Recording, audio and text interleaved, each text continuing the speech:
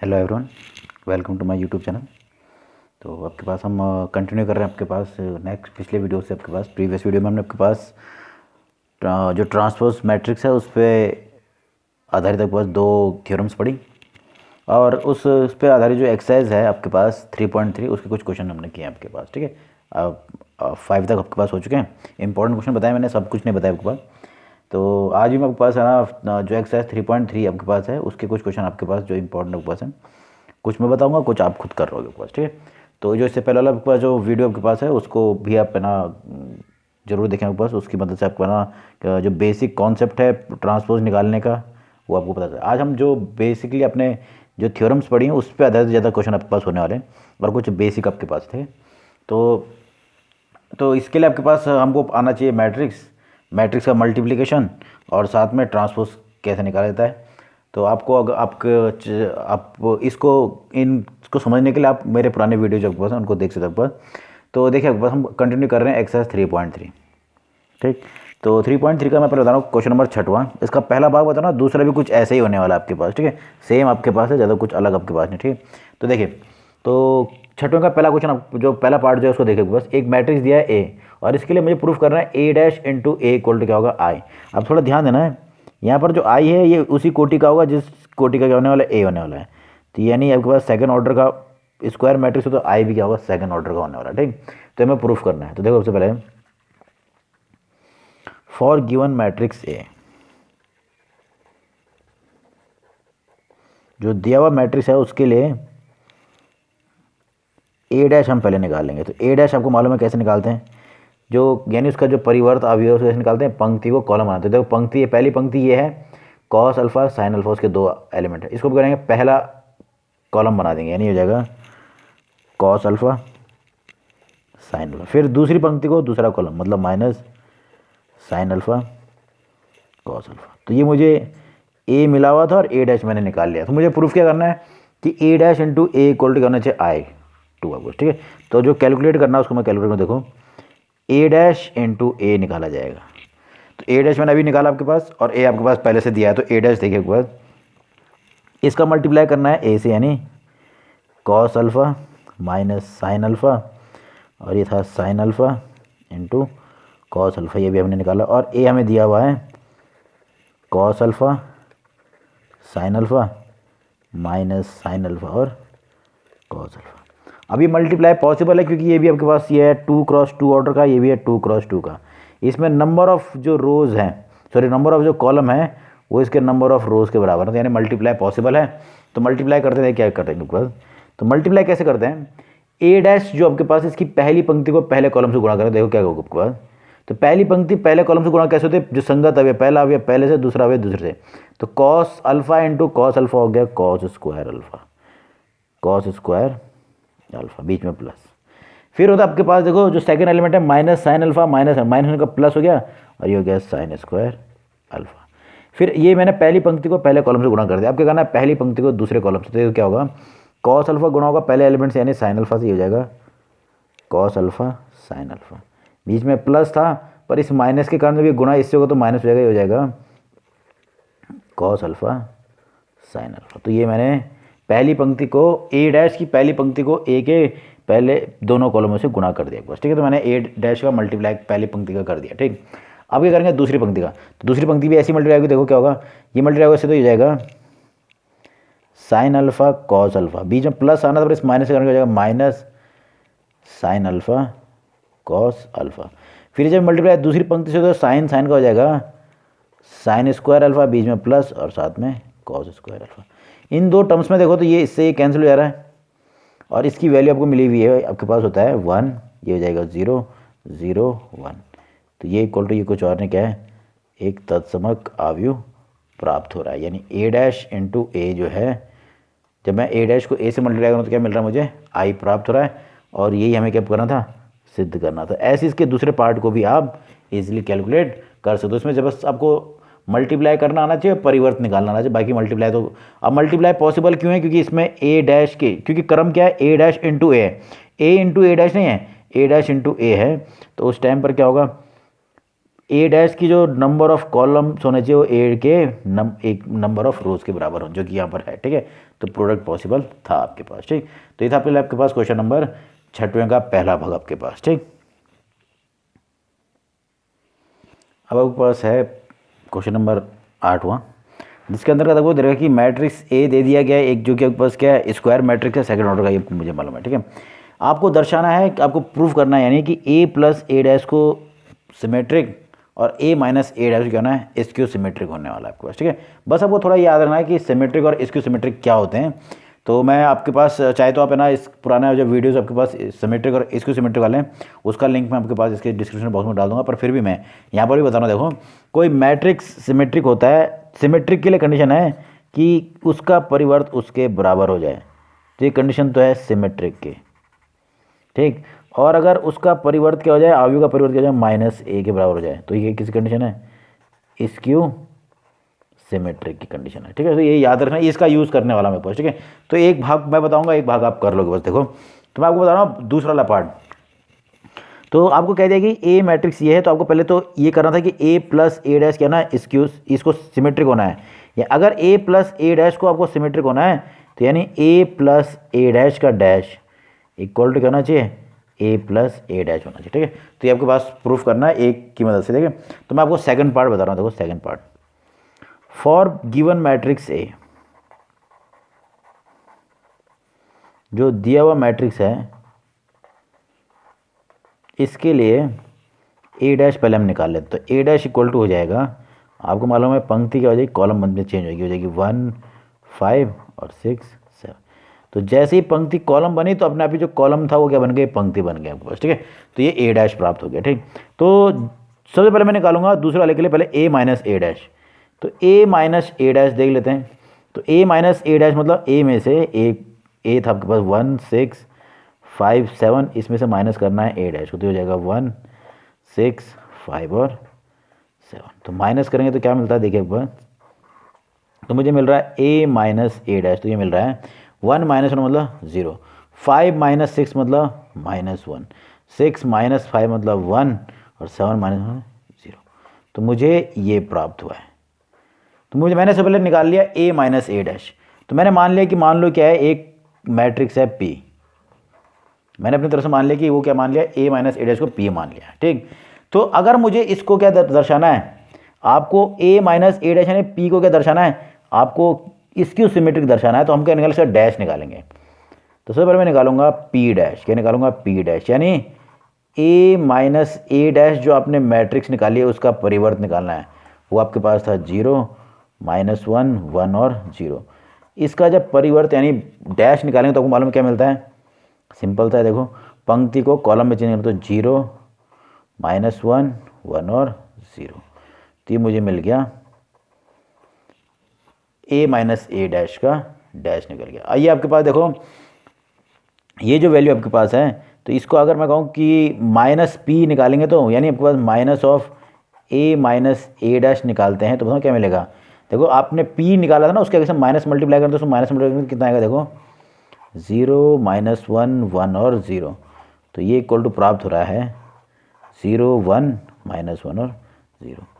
तो यानी कहने का अर्थ है, ये जो वैल्यू आपने निकाली है पी डैश की, और जो पी माइनस पी, दोनों क्या है, वैल्यू बराबर। यहाँ पर क्या प्राप्त हो रहा है, P dash equal to minus of P प्राप्त हो रहा है। या सिंपली आप कह सकते हो कि आपके पास क्या प्राप्त हुआ है, ए माइनस ए डैश का डैश इक्वल टू क्या प्राप्त हो रहा है, minus of A minus A dash प्राप्त हुआ है। तो इस प्रकार से हम कह सकते हैं कि इस टाइम पर जो मैट्रिक्स ए है उसके लिए ए माइनस ए डैश क्या होगा, स्क्यू सिमेट्रिक। वैसे आपके पास है ना, ये एज ए थ्योरम भी आपके पास है किसी भी स्क्वायर मैट्रिक्स के लिए। अब मैंने थ्योरम को पिछले वीडियो में बताया कि किसी भी स्क्वायर मैट्रिक्स के लिए आपके पास ए प्लस ए डैश हमेशा समित और ए माइनस ए डैश क्या होता है, विषम समित यानी स्क्यू सिमेट्रिक होता है। तो उसी का यूज़ किया मैंने यहाँ पर। देखो, पहले निकाला ए प्लस ए डैश निकाल लिया, ये निकाला, ये आपके पास मैंने मान लिया पी है, तो मैं इस पी का परिवर्त निकाला, मैंने परिवर्त निकाला तो मुझे प्राप्त हुआ, तो ये कुछ और नहीं माइनस पी के बराबर ही है। तो यानी ए माइनस ए डैश का डैश क्या है, minus of A minus A dash के बराबर हो गया है। तो इसका सीधा सीधा अर्थ क्या हो गया कि a माइनस ए डैश क्या हो गया, एक विषम समित यानी स्क्यू सिमेट्रिक मैट्रिक्स आपके पास है। ठीक है, तो ऐसे ही आपके पास पहला पार्ट भी आप कर सकते हो, इजीली हो जाएगा आपके पास। ठीक है, तो आपके पास ये जो कॉन्सेप्ट है ये आपके पास मैंने आपको इससे पहले वाले वीडियो में आपके पास एज ए थ्योरम के रूप में बताया हुआ आपके पास। ठीक है, पर यहाँ पर क्योंकि ए दे दिया गया तो मुझे ए लेके करना है आपके पास। पहले मैंने ए निकाला, फिर ए डैश निकाला, तो इस वाले केस में ए माइनस ए डैश निकाल के मुझे एक आव्यूह प्राप्त हो रहा है। अब मुझे अगर चेक करना है कि जो मैट्रिक्स है ये स्क्यू सिमेट्रिक है या नहीं, तो मुझे इसका परिवर्त निकालना है। और परिवर्त क्या होना चाहिए, माइनस ऑफ पी के बराबर, जो कि मैंने निकाल रखा है। देखो पी डैश निकाला और माइनस ऑफ पी है, दोनों सेम आ रहे हैं। तो इसका अर्थ क्या है कि आपके पास क्या है, ये जो a माइनस ए डैश था वो क्या था, एक विषम समित या स्क्यू सिमेट्रिक मैट्रिक्स आपके पास। ठीक, अब मैं आपको बता रहा हूँ क्वेश्चन नंबर 10वां। वैसे इस क्वेश्चन में आपके पास 4 भाग हैं, पर मैं आपको एक पार्ट बता रहा हूँ, बाकी 3 पार्ट भी वैसे ही आपके पास होने वाले हैं जिस प्रकार। ठीक है, और ये आपके पास जो सेकंड जो थ्योरम मैंने आपको बताई है उस पर डिपेंड करती है आपके पास। ठीक है, तो देखो एक बार आपको करना क्या है कि इस ए को, ये जो मैट्रिक्स ए है तृतीय कोटि का वर्ग अवयव है। किस कोटि का है, तृतीय कोटि। इसको हमें कैसे एक्सप्रेस करना है, as the sum of symmetric and skew symmetric matrix. तो देखो आपको मुझे मालूम है बाय थ्योरम, जो हमने पढ़ा आपके पास थ्योरम क्या थी उसमें, देखो आपके पास थ्योरम थी एनी स्क्वायर मैट्रिक्स। थ्योरम जो है उसको देखने के बाद N E square matrix A can be expressed as sum of symmetric and skew symmetric matrix।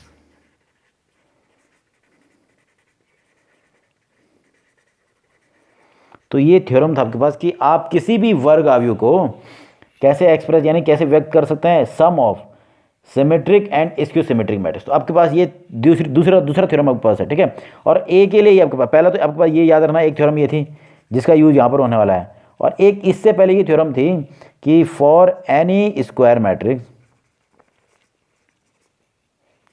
Matrix A plus A dash is symmetric, जो इससे पहले आपके पास क्वेश्चन मैंने आपको कराया उसमें भी, और a minus A dash is skew symmetric. ये जो दो आपके पास थ्योरम है, तो ये आपके पास इससे पहले वाले वीडियो मैंने आपके पास बताया है, उसका लिंक भी मैं आपके पास डिस्क्रिप्शन बॉक्स में डालने वाला हूँ। ठीक, तो इन दोनों थ्योरम का यूज़ आपके पास ये जो इसका यूज़ यहाँ पर होने वाला है। जैसे मैं क्या करूँगा कि किसी भी स्क्वायर मैट्रिक्स को आप एक सम के रूप में व्यक्त कर सकते हो। सम किसका, एक तो होना चाहिए सिमेट्रिक मैट्रिक्स और एक होना चाहिए स्क्यू सिमेट्रिक। और मैंने कहा ए के लिए क्या होता है, ए प्लस ए डैश, और ए माइनस ए डैश क्या होता है, एक तो होता है सिमेट्रिक, होता है स्क्यू सिमेट्रिक। तो ए को हम व्यक्त करते हैं, अगर मुझे कहा जाए कि सम के रूप में व्यक्त करना, तो हमको बताया था 1/2 ए प्लस ए डैश, ये तो हो जाएगा समित प्लस सम के रूप में व्यक्त करना मतलब, और 1/2 ए माइनस ए डैश, ये हो जाएगा विषम समित। तो इस रूप में हम इसको व्यक्त करने वाले हैं। तो मुझे ए मिला हुआ है, तो मैं इजीली आपके पास से पहले देखो ए डैश निकालूंगा। देखो तो इन दो पर मैं असल में इस थ्योरम का यूज़ यहाँ पर इस थ्योरम में किया गया है। तो इसी थ्योरम का यूज़ करते मतलब हमको इस नोटेशन को याद रखना है। ये एक पी कहलाता है बाद में, और ये कहलाता है क्यू मैट्रिक्स कहलाता है। यानी पी कहलाएगा सिमेट्रिक मैट्रिक्स और क्यू कहलाएगा स्क्यू सिमेट्रिक। तो इसका यूज़ करना है। तो पहले देखो फॉर मैट्रिक्स है,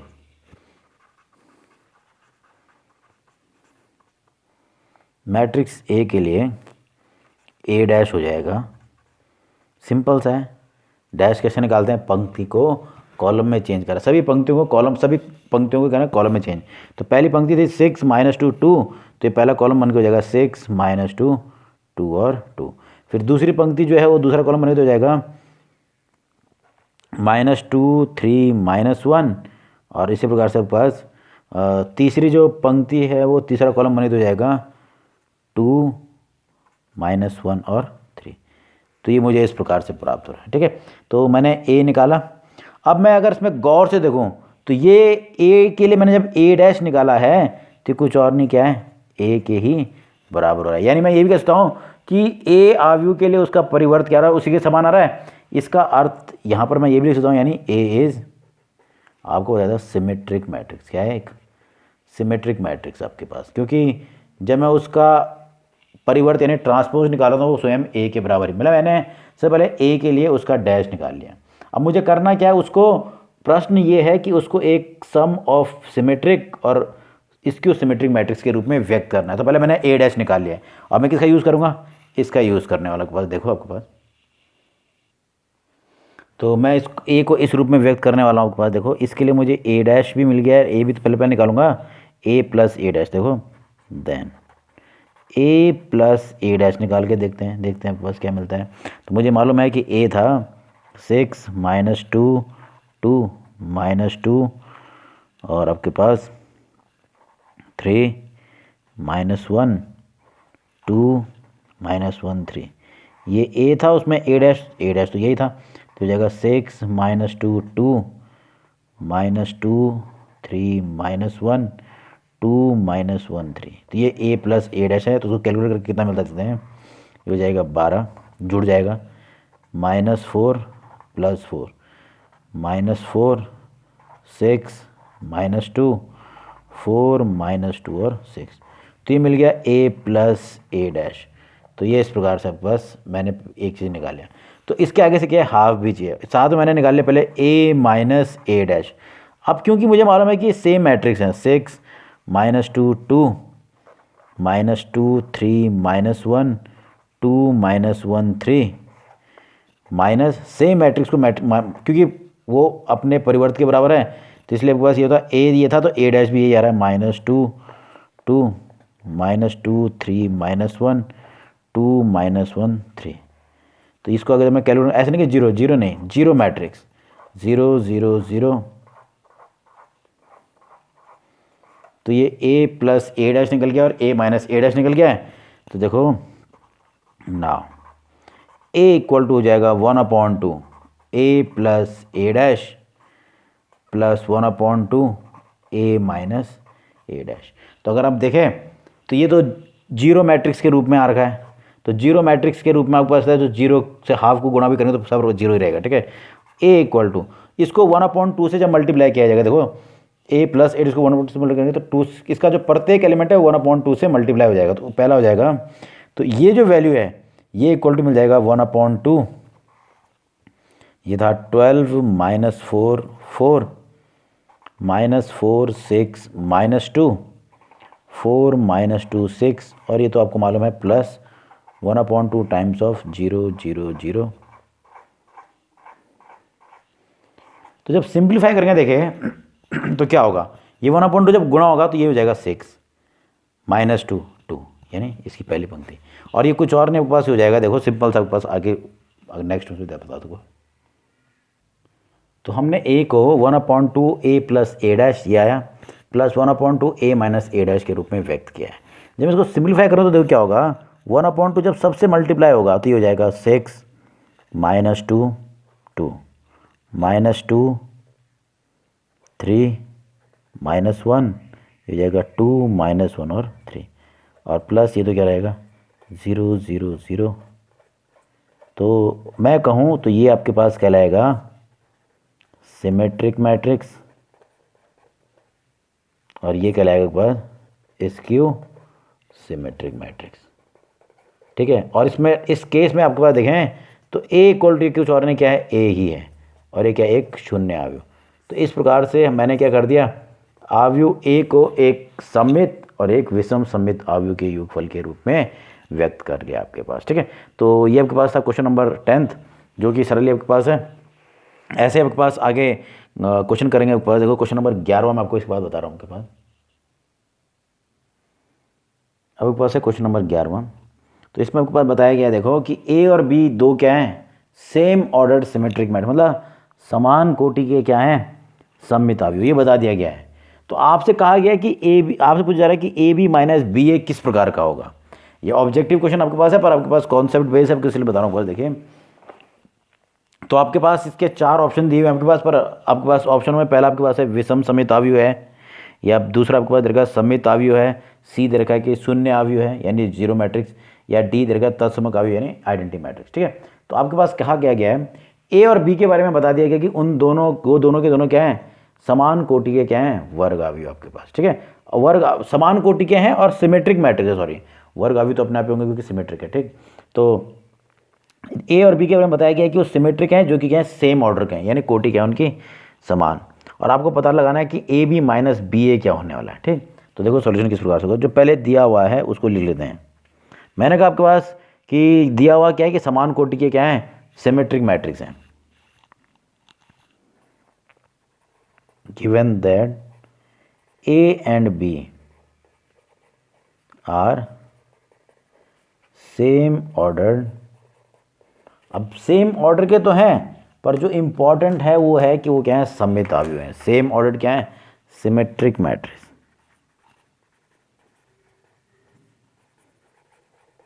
अब सिमेट्रिक मैट्रिक्स है तो इसका सीधा सीधा अर्थ है, यानी भाई ए अगर सिमेट्रिक है तो इसका सीधा अर्थ है कि ए डैश इक्वल टू ए होगा और बी के साथ भी वही होने वाला है, बी डैश इक्वल टू क्या होगा, बी।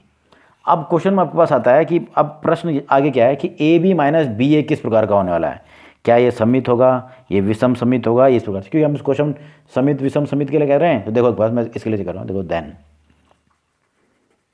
अब मैं चेक कर रहा हूँ ए बी माइनस बी ए, इसको चेक करना है मैं कि ये किस प्रकार का मैट्रिक्स होगा। उसके लिए मैंने क्या किया, ए बी माइनस बी ए का डैश निकाल लिया। अगर ये इसके बराबर आएगा, मतलब स्वयं के बराबर आ जाता है, ए बी माइनस बी ए क्या रहा है, स्वयं के बराबर आ जाता है, तो हम कहेंगे कि ये सममित है। और अगर ये इसके माइनस के बराबर आ रहा है तो हम कहेंगे विषम समित है। ठीक है, तो दोनों को मैं चेक कर रहा हूँ कि समित है विषम समित, क्योंकि जो दिया हुआ उसका यूज़ करना, तो क्योंकि वो परिवर्त पर आधारित है तो मैंने भी इसका परिवर्त, अब मैंने कहा ना कि भाई मैंने परिवर्त ही क्यों लिया, क्योंकि ये परिवर्त पर आधारित है। उसने दे रखा है कि सिमेट्रिक है, और सिमेट्रिक का डायरेक्ट रिलेशन किससे है, ट्रांसपोज से रिलेशन है, परिवर्त से आधारित है। तो मैंने ए बी माइनस बी ए का भी परिवर्त लिया, तो आपको मालूम है। अब इसको निकालने के लिए आपको बता दिया गया है कि ए माइनस बी का जब डैश करते हैं या प्लस करते हैं तो हमें से क्या होता है, A dash plus B dash, plus के साथ साथ माइनस के लिए भी कुछ ऐसा ही होता है। तो यहाँ पर भी जब अप्लाई करेंगे तो देखो ये एक मैट्रिक्स ए बी है, एक मैट्रिक्स बी है, तो यहाँ पर हो जाएगा ए बी का डैश माइनस बी ए का होल डैश। ठीक, इसके अतिरिक्त आपको एक मल्टीप्लिकेशन के लिए भी थ्योरम लिखाई गई आपके पास। देखो इसके अतिरिक्त आपको बताया गया है ए बी का होल डैश, यानी ए बी जो मल्टीप्लाई होगा उसका परिवर्त होता है बी डैश इंटू ए डैश के बराबर। तो इस हिसाब से जब ये गुण मैं यहाँ पर लगाऊंगा दोनों में, तो पहला भाग तो हो जाएगा बी डैश इंटू ए डैश और दूसरा भाग हो जाएगा माइनस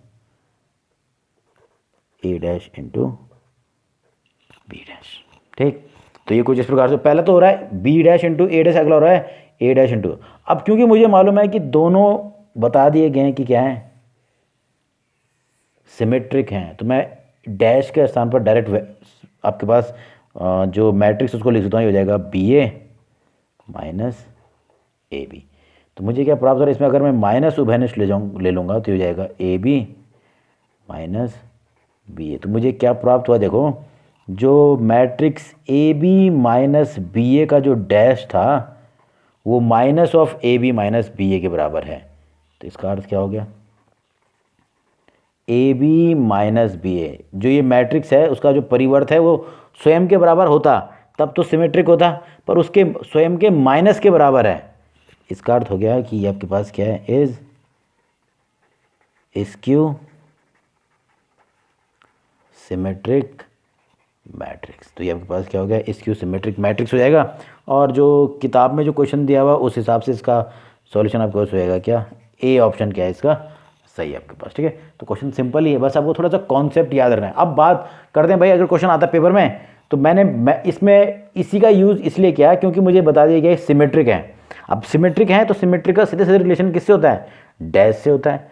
तो डैश का रिलेशन आपके पास हो रहा है, तो डैश का जब रिलेशन आ रखा कि ए और बी के बारे में बताया कि दोनों सममित हैं, तो यानी दोनों अपने परिवर्त के बराबर होने वाले, तो इस गुण का यूज़ किया गया है। इसलिए मुझे चेक करना था ए बी माइनस बी ए क्या होगा, तो मैंने उसका भी परिवर्त लिया। तो परिवर्त लेने पर मुझे क्या प्राप्त हो रहा है कि वो उसका जो परिवर्त हो रहा है वो उसके माइनस के बराबर हो रहा है। इसका अर्थ क्या हो गया कि ये क्या है, एक स्क्यू सिमेट्रिक मैट्रिक्स आपके पास है। ठीक है, तो ये आपके पास हो गया 11वां क्वेश्चन आपके पास। ठीक, अब आपके पास लास्ट क्वेश्चन इस एक्सरसाइज में आपके पास देखें, ये भी ऑब्जेक्टिव क्वेश्चन आपके पास है। एक मैट्रिक्स दिया आपके पास ए, जो कि क्या है, स्क्वायर मैट्रिक्स, और आपको बता दिया गया कि ये इस प्रकार से है कि जब उसके परिवर्त के साथ उसका योग किया जाता है, ए का अगर योग किसी करें उसके ट्रांसपोज से, तो मुझे क्या मिल रहा है, आई।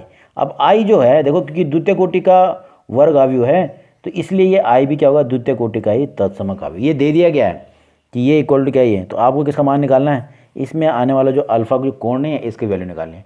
तो सिंपल सा क्वेश्चन है, देखिए हमारे पास जो है वो है matrix A, cos alpha minus sine alpha और sine alpha into cos alpha. तो इसका सीधा सीधा अर्थ है, यानी ए डैश क्या रहा होगा हमको मालूम है, इसके हिसाब से पंक्ति क्या बन जाएगी, कॉलम बन जाएगी, यानी cos alpha minus sine alpha, और इधर हो जाएगा sign alpha into cos alpha. तो ये ए और ए डैश है, तो इसके अतिरिक्त मुझे दिया हुआ था A plus A dash equal to I, तो ए मिल गया, आई डैश मिल गया, और आई मुझे मिला पहले से प्राप्त होता है, तो हो जाएगा, देखो यानी हो जाएगा, मैं डायरेक्ट करता हूँ, इन दोनों का योग मतलब देखो इन दोनों को जोड़ना है ना, तो ए प्लस ए डैश मतलब ये हो जाएगा cos alpha plus cos alpha minus ये साइन अल्फ़ा था प्लस साइन अल्फ़ा। अब जोड़ते कैसे आपको मालूम है, संगत अवयव जोड़ते हैं, पहले से पहला, पहली पंक्ति का पहला अवयव पहले से, दूसरा अवयव दूसरे से, दूसरी पंक्ति का दूसरा अवयव दूसरे से, तीसरा दूसरा दूसरे। देखो क्या, ये पहली पंक्ति है, इसको इससे जोड़ेंगे कैसे, संगत अवयव मतलब ये पहली पंक्ति और पहले कॉलम का अवयव, तो यहाँ पर भी पहली पंक्ति और पहले कॉलम का अवयव जोड़ेगा। ऐसे ही आपके पास ये पहली पंक्ति और दूसरे कॉलम का अवयव, तो पहली पंक्ति और दूसरे कॉलम से अवयव से जुड़ गया आपको। ठीक, ऐसे ही यहाँ पर भी होगा, तो ये होगा sine alpha minus sine alpha, और ऐसे हो जाएगा cos alpha plus cos equal to I. अब आई क्या है, तत्समक अवयव, अब क्योंकि ये द्वितीय कोटि का है ए, तो आई भी क्या होने वाला है, द्वितीय कोटि का, यानी 1 0 0 और 1, ये कुछ इस प्रकार से हो जाएगा। ठीक, तो जब सिंप्लीफाई करना तो ये हो रहा है, देखो 2 कॉस अल्फ़ा, और ये कैंसिल हो गया 0, ये भी 0, यहाँ पर भी हो रहा है 2 कॉस अल्फ़ा इक्वल टू 1 0 0 1। तो मुझे ये मैट्रिक्स इस मैट्रिक्स के बराबर मिला है, तो जो इक्वल मैट्रिक्स का जो गुण है उसके अनुसार देखो, by property of equal matrix, जो समान अवयव होते हैं उसमें, मैंने आपको सबसे शुरू में आपके पास बताया, आपके पास जब मैंने इसका इंट्रोडक्शन दिया होगा उसके बाद इक्वल मैट्रिक्स के बारे में बताया था। तो जो समान अवयव होते हैं उनका आपके पास गुण क्या होता है, उनके संगत अवयव, यानी करस्पॉन्डिंग जो एलिमेंट्स होते हैं वो भी क्या होते हैं, सेम। तो इसका अर्थ हो गया, यानी पहला अवयव पहले के बराबर होना चाहिए, यानी 2 कॉस अल्फ़ा इक्वल टू 1। इसी को मैंने इसलिए लिया, अब मैं चाहे तो इस वाले मुझे कि अल्फ़ा की वैल्यू निकालनी है, तो मुझे अल्फ़ा वाला पद लेना है, तो मैंने यहाँ पर अल्फ़ा वाला पद ये ले लिया, पहला अवयव पहले से। ठीक है, तो आपके पास मिल रहा है 2 कॉस अल्फ़ा इक्वल टू 1, यानी कॉस अल्फ़ा इक्वल टू 1/2। तो आपको मालूम है 10th में से पढ़ रहे हैं आपके पास कि अल्फ़ा की वैल्यू 1/2 कब होती है, आपको मालूम है, तो अल्फ़ा इक्वल टू कितना हो जाएगा, π/3। इस प्रकार से आपके पास अल्फ़ा इक्वल टू कितना मिल रहा है, π/3, और बुक के हिसाब से आपके पास जो ऑप्शन दिए हुए हैं उसके हिसाब से आंसर क्या आना चाहिए, जो बी ऑप्शन है वो आपके पास क्या होगा, करेक्ट आपके पास। ठीक, तो ये थे आपके पास एक्सरसाइज जो मैं आपको आज बताया, आपके पास एक्सरसाइज 3.3, जो कि डिपेंड कर रही है ट्रांसपोज मैट्रिक्स पर, या आप कह सकते हो कि मैं आपके पास जो ट्रांसपोज होता है किसी मैट्रिक्स का उस पर आपके पास। ठीक है, तो आपको यहाँ पर आना चाहिए ट्रांसपोज, एडिशन, सब्सट्रैक्शन, जो मल्टीप्लिकेशन आपके पास बताया गया है वो सब कुछ आ जाना चाहिए, तब जाके क्वेश्चन इजीली हम कर सकते हैं। उसके अलावा इसमें जो 2 थ्योरम है वो काफ़ी इंपॉर्टेंट, कई बार उसके क्वेश्चन आपके पास आते हैं, आपके पास कभी 2 नंबर में या कभी 4 नंबर में आपके पास। ठीक है, तो बहुत ही इंपॉर्टेंट टॉपिक आपके पास था। तो ये है आपके पास मैट्रिसेस में मैट्रिक्स का ट्रांसपोज निकालना। ठीक।